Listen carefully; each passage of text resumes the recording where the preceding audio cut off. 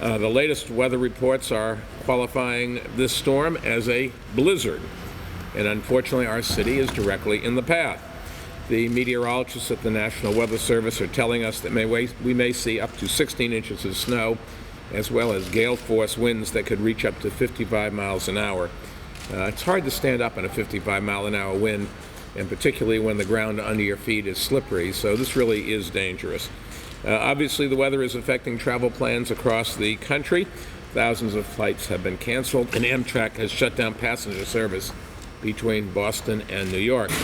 We're doing everything we can here in the city to keep our roads safe and clear. The visibility is a real issue, so if you have to go out today, please leave the cars at home and take mass transit and be careful. If you're in your car, if there was ever a day to wear a seatbelt, this is it. If you're outside, if there was ever a day to look twice before you cross and not depend on that car coming down the road to stop in time, this is the days to do that. More than 2,400 sanitation workers reported to work this morning to work 12-hour shifts, and another 2,400 plus workers will relieve them at 7 o'clock tonight and work through the night. Our sanitation department has 365 salt spreaders and 1,700 snowplows ready to fight the storm. We also have more than 180,000 tons of salt on hand over at 30 locations. All shelters are open, and anyone who needs a place to stay can go directly to a shelter, bypassing the usual intake process. Alternate side, parking rules have been suspended for Monday, but parking meter rules remain in effect. The subways have been in preparation for this for the majority of the week.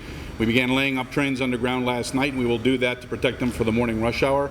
We've been we've got snow fighters and snow sweepers and de-icers out there to protect the railroad.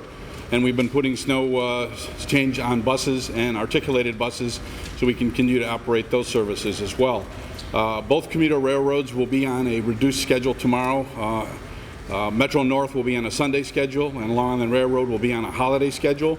Long Island Railroad will probably have some sporadic outages if the accumulation reaches in excess of 13 inches, so they can do cleaning of the right-of-way.